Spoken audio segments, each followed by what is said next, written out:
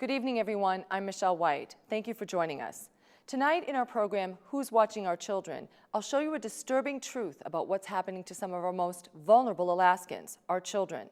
Sex trafficking, that is the process of recruiting and exploiting children for sex, is not something that only occurs in third world countries. From Barrow to Juneau, Alaskans are being trafficked by other Alaskans, right under our noses. Over the next hour, we'll show you who is targeted, how they are lured, who are the traffickers, and who is putting them behind bars. But first, a look at the national numbers. According to the National Center for Missing and Exploited Children, 1 in 5 of the nearly 12,000 runaways who were reported missing in 2015 were likely sex trafficking victims. That's up from 1 in 6 in 2014. And they report 74% of these sex trafficking victims were in the care of social services or foster care when they went missing. In my first segment, Megan's Story, you'll meet one victim of the violent and exploitative underground world of sex trafficking of women and children.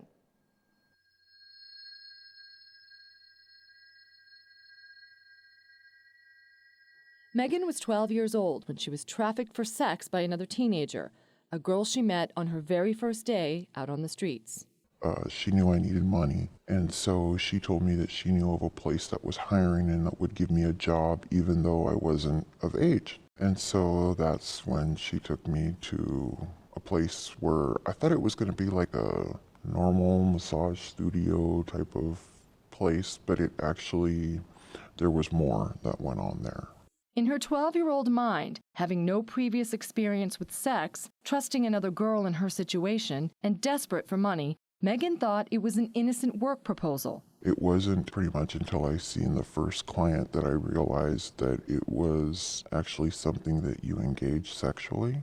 And I felt like I was up against the wall and I didn't know what to do. So I didn't back out of it. The John told her he was a lawyer. He intimidated her and told her what to do. It was an older man. He was like late 40s. I didn't know what to do, really. I knew I needed the money. I didn't really want to do it, but I went through with it anyway. And in the end, I ended up not getting the money anyway because the girl stole the money from me. That girl is what law enforcement calls the bottom girl, who does the recruiting for the trafficker. She will be someone who is a lot less threatening than an older man, and they say she will often have the gift of gab. This is usually an individual that worked for the pimp or the exploiter as a victim. They were recruited as a victim, usually at a young age. The offender usually knew them through non-criminal activities before. They recruit them in. They absolutely are a victim, but at some point they cross over to a threshold in which they become the offender. Megan was a child of an abusive father who used drugs and caused her mother to move the family in and out of shelters. Megan's sister was sexually assaulted by her grandfather, who also tried to assault her at age 4. Her trajectory into a life of sex trafficking began after an innocent night roller skating with friends.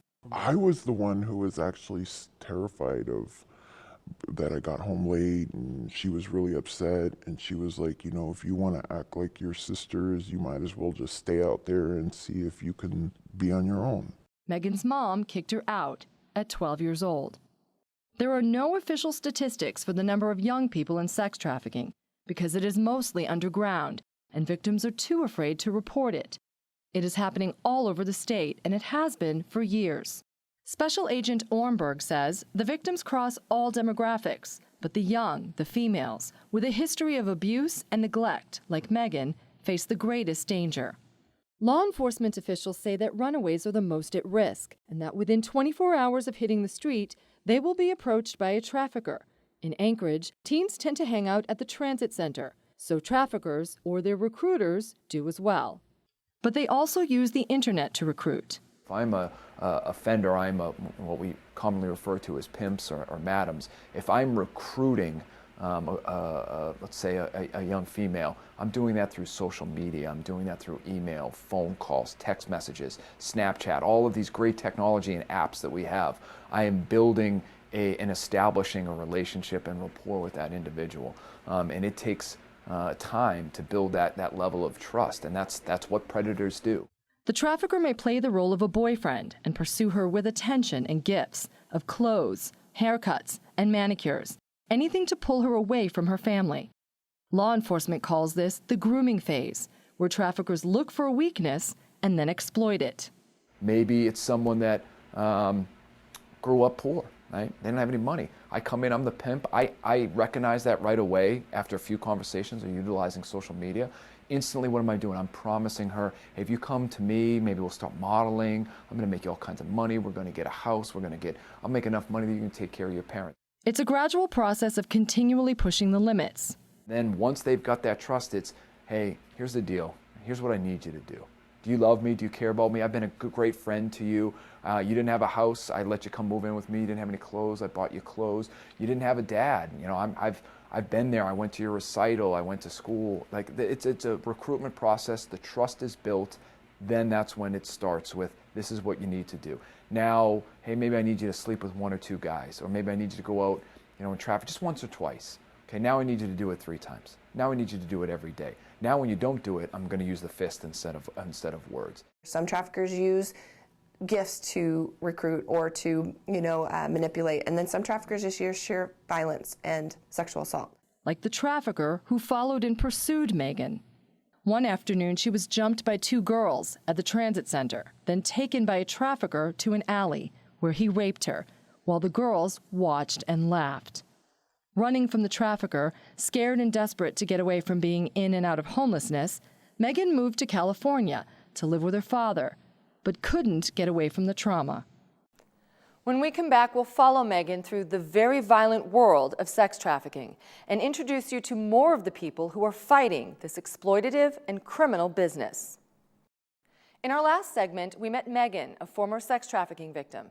At the age of 12, she was trafficked by another teenaged girl on her first night out on the street.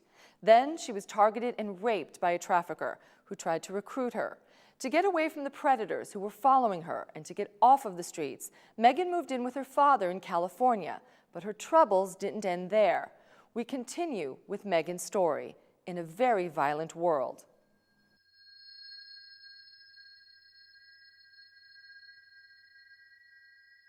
Escaping the violent realities of her year on the streets in Anchorage, Megan went to Los Angeles to live with her dad. My dad was always gone. I had an aunt that I lived with.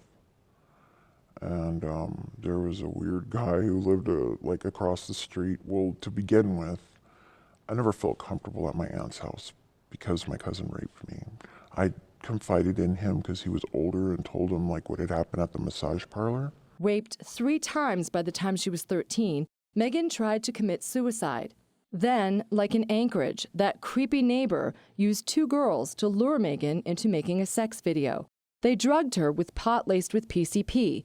I fought back. I was already more stronger at that time, and I screamed and took off, She got away, this time, but soon found herself a victim of domestic violence. Pregnant at 14 by her 27-year-old boyfriend, Megan's dad sent her back to Anchorage to get her away from him. I didn't come back up here until I was about 6 months pregnant. I hadn't had any medical care. It was all bad. I was in his house. He would throw me down the steps, kick me in the face, beat me up. She moved in with her sister and babysat her niece and nephew.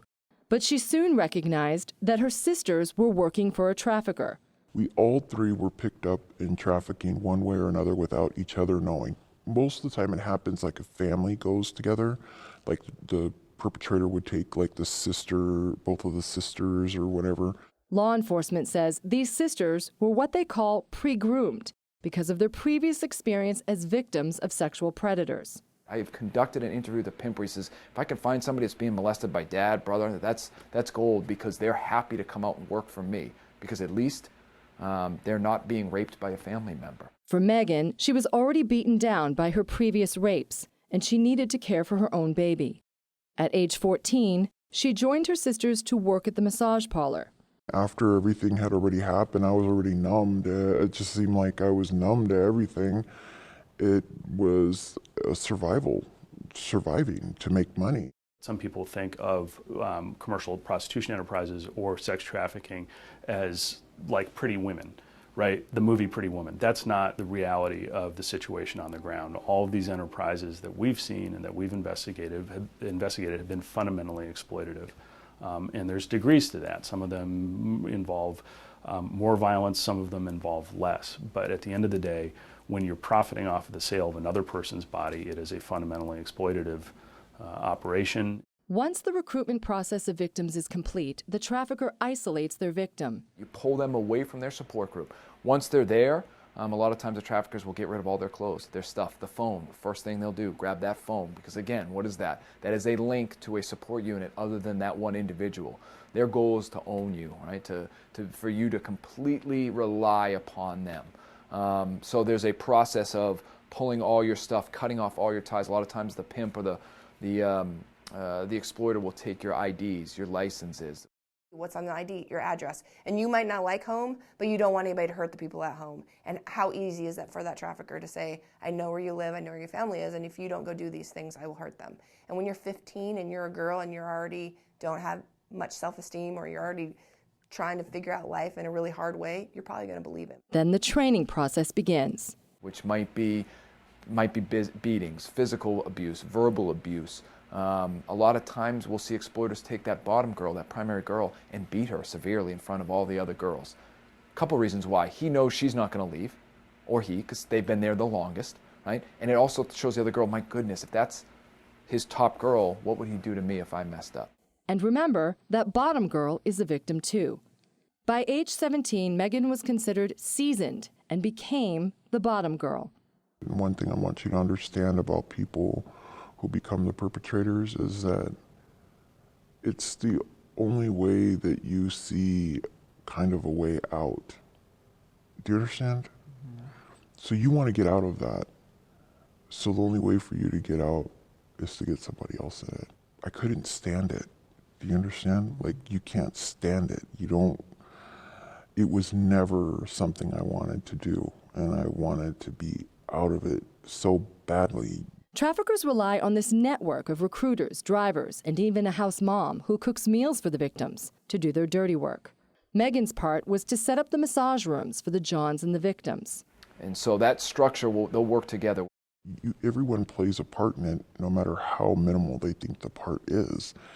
And even though you don't think something's correct, but that's how I seen a lot of the bad stuff that went on, like the pimp doing, beating his girls. But she didn't want the young girls near her, and she told a few of them to go home. There was one victim of violence whom Megan cannot forget. There was a girl who had a baby, and she was about 6 months pregnant, and the baby died or whatever, and she ended up giving birth in the bathroom or whatever. And the girls tried to cover that up, and it was really, really, really bad. I don't even know if that was reported to the police or not. The baby was born dead from the beatings? Well, I don't know if it was from the beatings and the drug use or what it was. That girl was one of the traffickers' so-called top girls. Law enforcement tells me broken ribs, traumatic brain injuries, having heads smashed into doors, and teeth knocked out are all very common injuries for victims of sex trafficking, and they will have received no medical treatment for it. The dynamics of sex trafficking, they say, are closely related to domestic violence. Coming up in our next segment, we'll show you where this violent business of sex trafficking often begins. In our last segment, we exposed some of the violence that is characteristic of the criminal business of sex trafficking. Law enforcement says the dynamics of sex trafficking and domestic violence are closely related. We continue in our program, Who's Watching Our Children?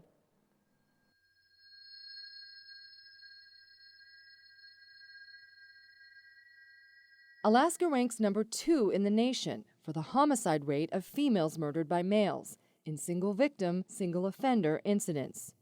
In 2013, the national homicide rate among female victims murdered by males was 1.09 per 100,000. In Alaska, that rate was more than double, 2.29 females per 100,000. But less known is the relationship of domestic violence to sex trafficking.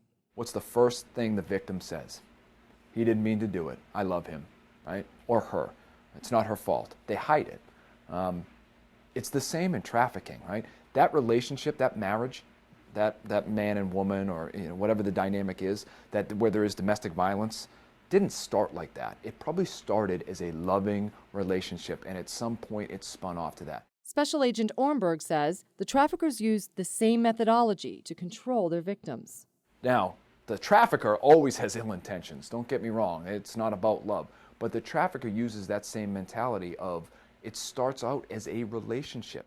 That dynamic becomes especially clear when the grooming process ends and the training process begins. Where that victim itself has become so dependent on the trafficker itself and convinced themselves that they love or care for them, that now what they're doing is, while still coerced, it's starting to be, they have in the mindset that I'm doing it for us. It's for us. It's not just for the pimp. And at the end of the day, all the pimp cares about is dollars.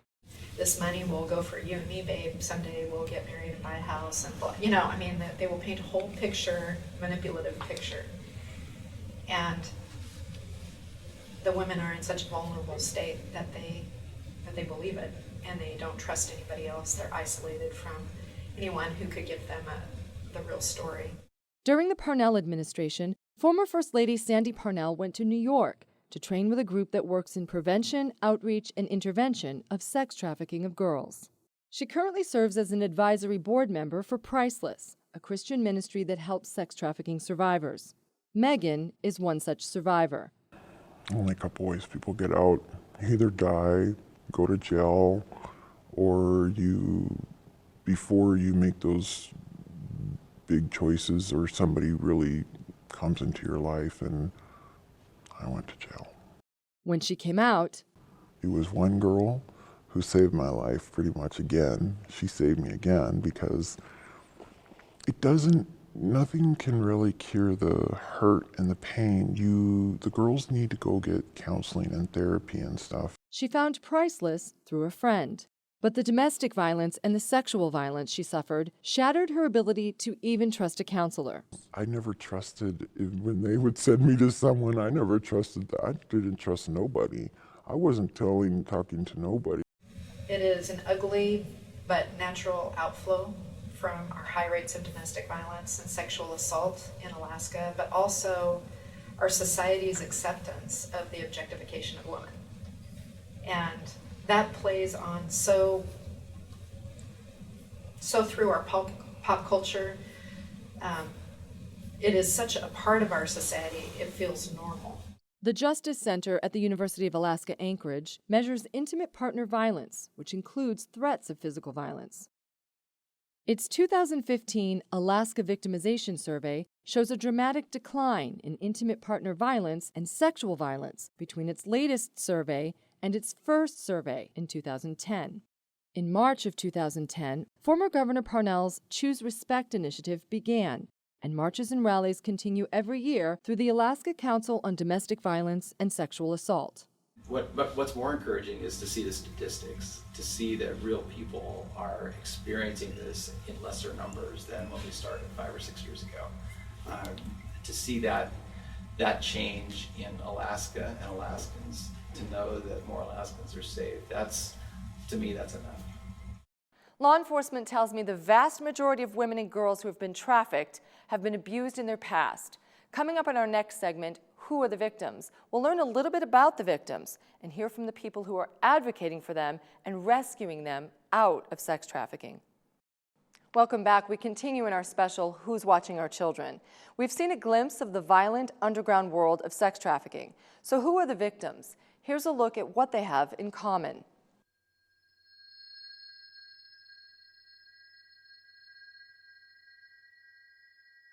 They are the most vulnerable Alaskans.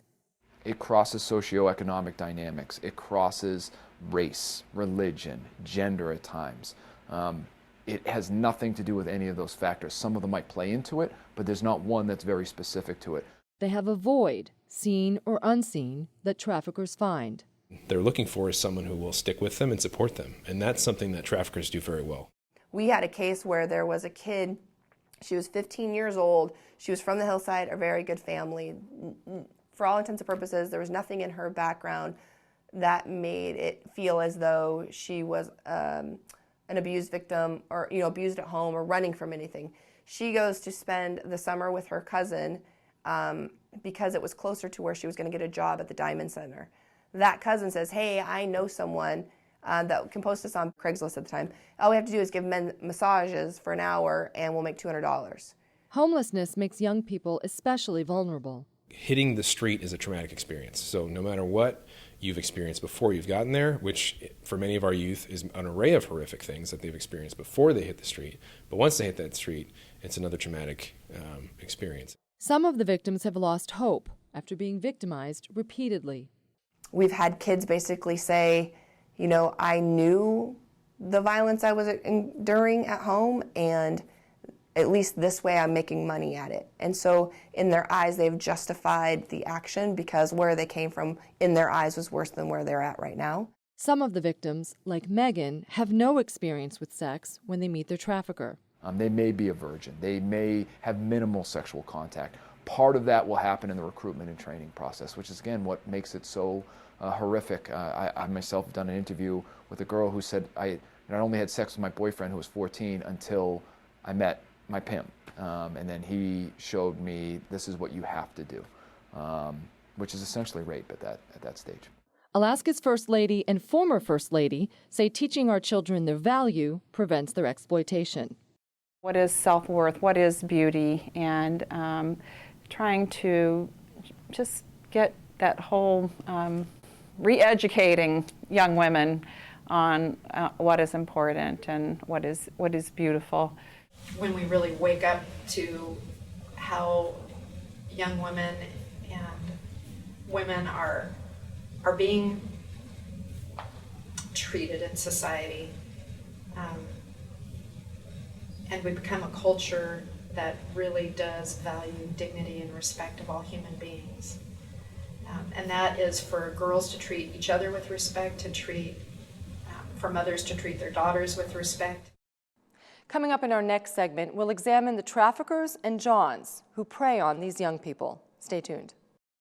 Welcome back to our special Who's Watching Our Children. We continue with a closer look at the predators who are recruiting, exploiting, and trafficking our children. Who are they? How do they operate? They are the subject of our next segment, Traffickers and Johns.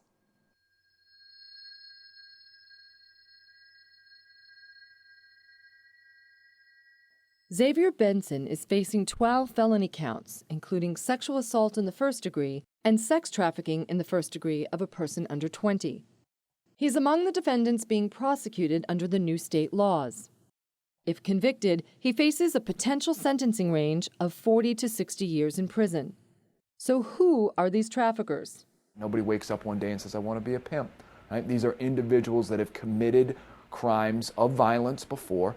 They're involved in drug trade, they're involved in gang activity, they're involved in home invasions, and they move into trafficking. It's another element, a way for them to make money without punching a clock and working 9-to-5 jobs.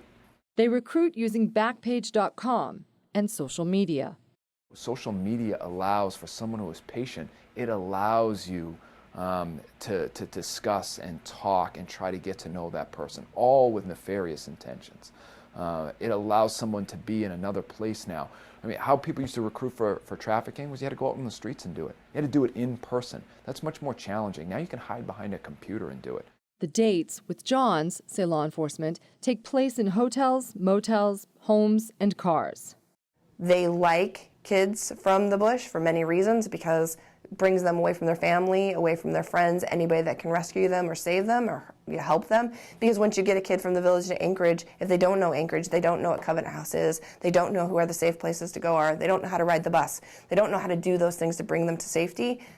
People prey upon that knowledge that they could approach somebody and they could offer what would be to somebody who might be used to people helping out, like somebody coming maybe from a village. Anchorage Airport Police are on the lookout for those situations.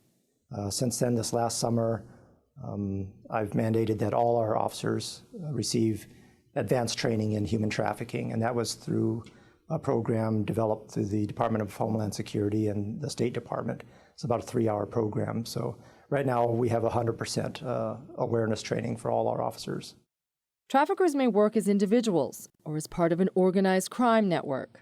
Part of this is that folks who run prostitution enterprises, who run sex trafficking enterprises, tend to be more intelligent members of the criminal milieu. And what they understand is that if you move around, it's much harder to be the focus of a criminal investigation. He says it's safer for them to traffic in bodies than to traffic in drugs. But there is still an overlap in both areas.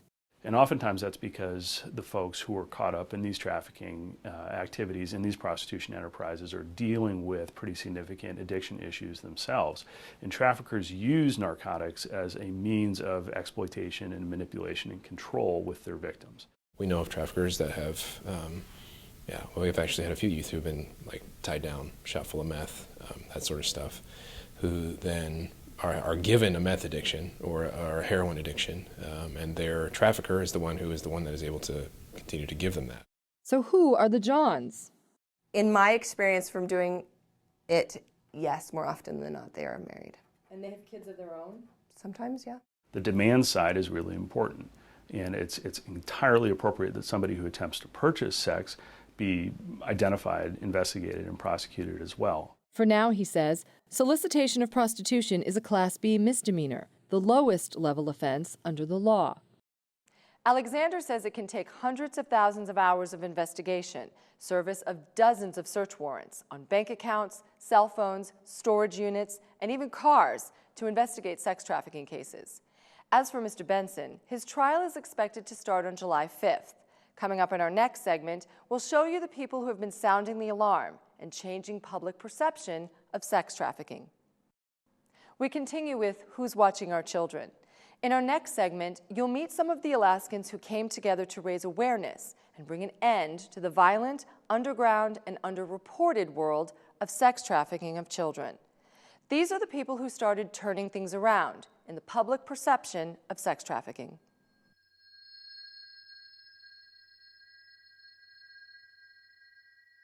Anchorage Police Detective Dawn Neer began working with the Innocence Lost Task Force at the FBI in March 2012. Investigating human trafficking in the state of Alaska, which includes sex trafficking and labor trafficking all over the state. Agent Jolene Godin, who runs our Trafficking and Crimes Against Children Task Force, went out with one of our task force officers, Detective Dawn Neer. They did presentations to law enforcement, social service providers, nurses, attorneys, and church groups. Yeah, we did hundreds of them. We went to all over the state. We did in-service training for all the troopers that they had in-service training for sexual assault awareness. And so we hit all of those trainings for like a 6 or 8 month period. And so we would talk to them about what we've seen, and then they would talk to us about what they've seen, because they didn't necessarily know what sex trafficking was. At the same time, former Governor and First Lady Sean and Sandy Parnell had a chance encounter with a sex trafficking victim. In 2011, while on a business trip in Italy, they met a nun who rescued trafficked women, took them in, and cared for them and their babies, who were fathered by the Johns. She was a force to contend with, and a small group of us women met with her, and she just talked for about an hour about the dignity of women and what we offer the world, and how that is being brutalized and savaged through the sex trafficking industry. And she described what that looks like in Italy, and we just couldn't believe what we were hearing. They spoke to the FBI, Anchorage Police Department, Alaska State Troopers, and social service providers, and found it was indeed happening in Alaska. We began to put together these pieces of the scope of the problem, and how do you address the problem? Well, first you recognize it for what it is. HB 359 did, changing the language from promoters of prostitution to sex trafficking. House Bill 359 was the work of the Parnell administration and the legislature. It was signed into law in 2012. Some of its provisions were changing the misleading term promoter of prostitution to sex trafficker, and making the crime of sex trafficking in the first degree a serious felony. It also provided a spectrum of penalties for lower-level sex trafficking crimes. Changes in state law began with the work of the Innocence Lost Task Force, sounding the alarm, and running on parallel paths with the former Governor and First Lady, who were already campaigning against domestic violence with the Choose Respect initiative. I feel God was really bringing different groups of people that were going to play a role in one way or another together, kind of along different paths, but we were all starting to understand the problem. And it all kind of happened around that same time period. Now, both the Berkowitz and Walker administrations are continuing to raise awareness and encourage grassroots involvement to fight all forms of trafficking. Using the Parnell administration's task force report from 2013, Anchorage First Lady Mara Kimmel is co-chairing a working group devoted to fighting human trafficking. And the overarching effort is that we want to bring the law enforcement folks and the service provider folks together so that the way that we work with victims of human trafficking is very victim-centered and is very informed by what we know about working with people who've been through trauma. Mayor Ethan Berkowitz has started a Know It, See It, Report It campaign to alert people to some of the red flags of trafficking. To more readily identify victims of human trafficking. And then what do you do with that information? I mean, that's a critical piece of this. First Lady Donna Walker has written opinion pieces and has used social media and her public speeches to continue educating Alaskans about sex trafficking. I think, what we're doing with the Alaska Safe Children's Act, going into the schools and educating children at a young age about, inappropriate sexual activity. As I travel around the state, I actually am sensing that law enforcement, the domestic violence shelters, I'm sensing that they do see a change is in the wind, and I think it's based a lot on the awareness and education. I do give Governor Parnell credit with the Choose Respect movement that, although there is no funding to continue that at that level, I think most communities feel that it has helped, raise the volume of the conversation. Covenant House staff has been actively working to educate Alaskans about the vulnerability of homeless young people. Last year we did a CEO and executive sleep out in which we had 35 CEO business leaders as well as the governor and the first lady sleep out, and we took them on an outreach tour and we showed them, where this trafficking happens in our community, and it's eye-opening. Law enforcement, social service providers, government leaders, in concert, they're all changing long-held public perception, and with it, the laws that protect the vulnerable from traffickers. That's all cops want. They want knowledge and the tools to be able to work a case.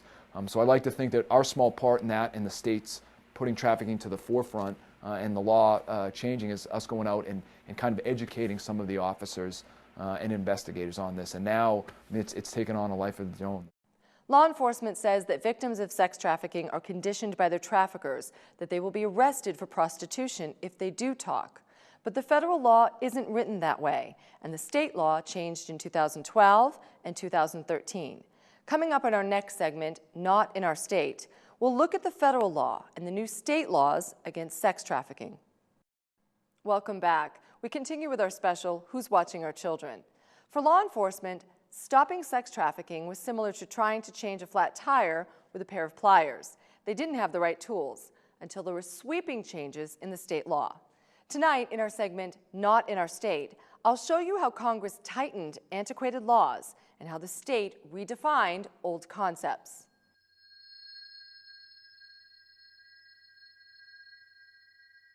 In the spring of 2012, the Alaska House of Representatives passed House Bill 359, which changed the misleading term promoter of prostitution to sex trafficker. We began to recognize in state law that it's not promoting prostitution, but it's actually sex trafficking. So we renamed it and began speaking about it for what it is: trafficking, implying enslavement of others for personal gain, for financial gain.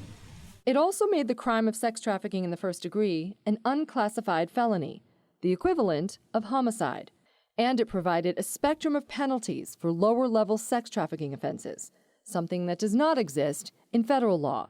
And federal laws against sex trafficking are an extension of Civil War-era slavery laws. The federal statute is 18 U.S.C. section 1591. It's actually found in the same code section of the United States Code as the slavery laws, as the peonage laws. And that is a reflection of the fact that in many ways, sex trafficking is nothing less than modern-day slavery. In October of 2000, Congress modified the federal statute to include labor trafficking and sex trafficking.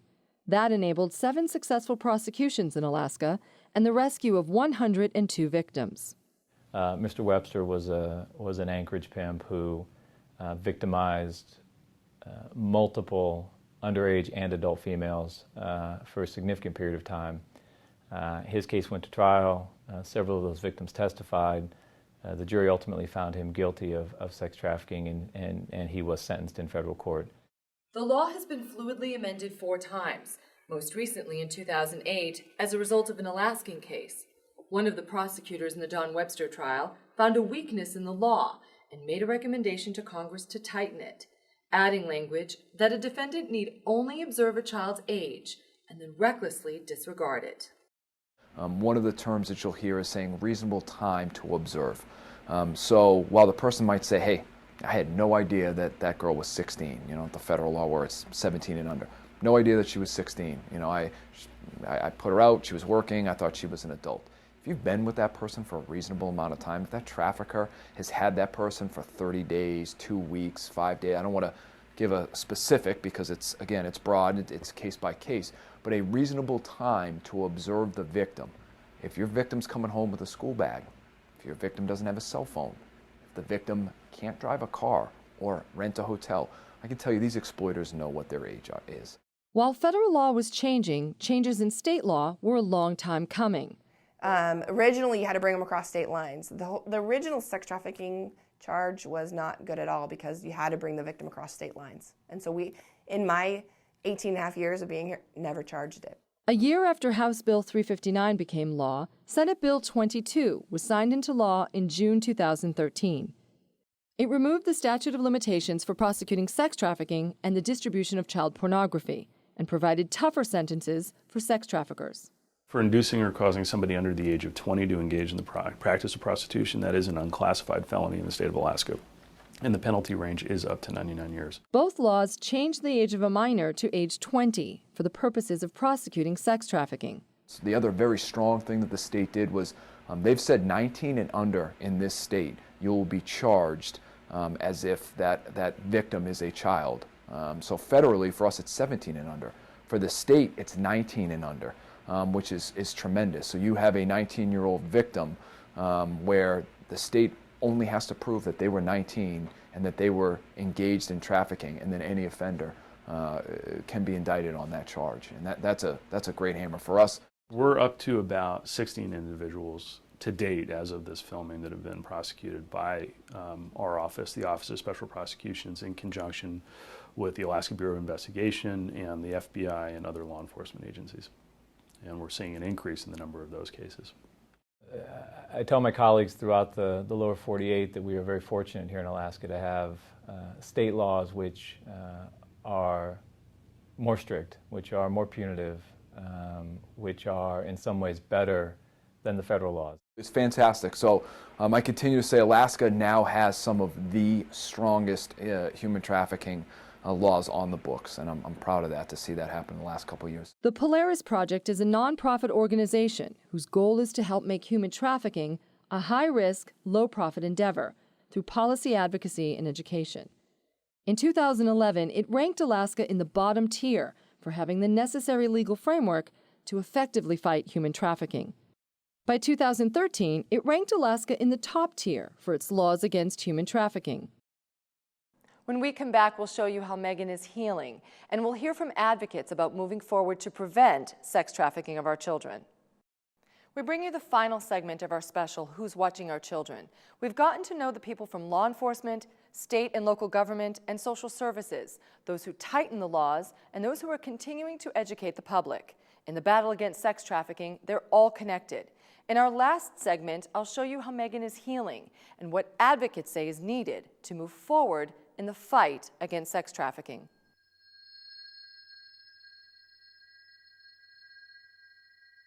When Megan got out of prison, she found refuge with Priceless Ministries. Like, they helped me pay my rent. They made sure I got counseling. They helped me with one of their people get a really good resume, so I got a really good job. She found true relationships for perhaps the first time in her life. That, says Kerr, is the key to building trust and rebuilding a life for survivors of trafficking. It all boils down to relationships, and the relationship that we have with the FBI and then the relationship that we have with kids allow us to share with the kids the trusting experience that we have with those that we work with. Detective Neer, that trust, even from one victim, keeps her going. One of the kids in that case was probably the victim that had endured the most. And like a year ago, she called after being clean a year, wanting to buy a new car and asking me my advice on whether this was a good car to buy. And I thought that made it all worth it. Like, I was the person she called, which probably not in her best interest because I know nothing about cars, but like, I was the person she called for that advice.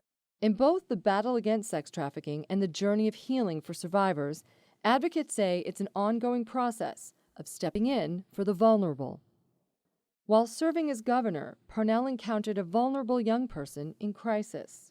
She had her head buried in her hands, and he was just screaming at her. And instead of just walking by, I took the time to just stop and ask her if she needed any help. I got a very angry response back. I walked away, and then there was somebody else who was standing about 150 yards down the street where I was walking, and I asked them to walk by them as well, just to help distract things. Running interference or running around town handing out food to hungry homeless children are ways to prevent the vulnerable from slipping through the cracks. We bring water, granola bars, hats, gloves, sometimes coffee, hot chocolate, or a Subway sandwich. It depends on the night, depends what's going on. But the core of that is really just meeting youth right where they are, continuing relationship, looking them in the eye. We've done several things to help foster children know how special they are. I had a big picnic barbecue for the foster children of Juneau last summer, and just recently went to another one very similar to that. Special Agent Ornberg advises parents to control internet use and not let it replace their relationships with their children. I think sometimes we've become, hey, here's the computer, go sit on it. No, absolutely not. It is not a television. It's not a baseball game. It's not outside shooting hoops. Megan, whose family life lacked that kind of personal connection, tells parents to go out and look for their runaway kids. Her mom never looked for her. But she has a community who is watching out for her now. They want you to believe that you'll never amount to anything and that you'll never have a different life. But the life that I've been living now has been such a night and day difference. There are others who are collectively looking out for potential victims. The United States, we are leading in trafficking. And by that I mean we are leading the fight against trafficking. We have the best laws in place. We have the best law enforcement and prosecutors that are aware of the issue. Our legislators, for whatever you think about your own legislators, every state is discussing this. We are the tip of the spear when it comes to fighting trafficking, and I'm proud of that. These advocates say there is hope for the victims of sex trafficking and that these small steps make a big difference in prevention and healing. It all starts with learning the signs and watching out for our children. I'm Michele White. Thank you for joining us. Good night, everyone.